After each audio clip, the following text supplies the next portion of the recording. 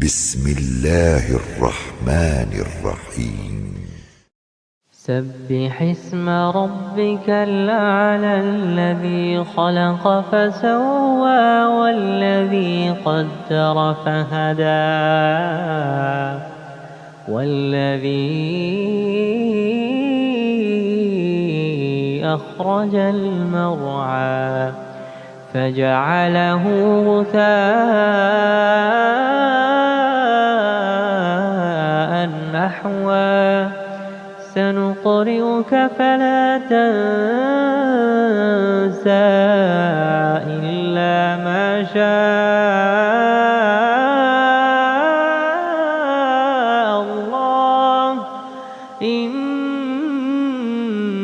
إنه يعلم الجهر وما يخفى ونيسرك لليسرى فذكر إن نفعت الذكرى سيذكر من يخشى ويتجنبها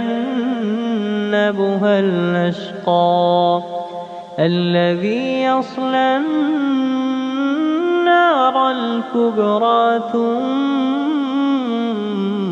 لا يموت فيها ولا يحيا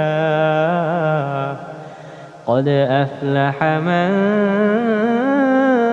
تزكى وذكر اسم ربه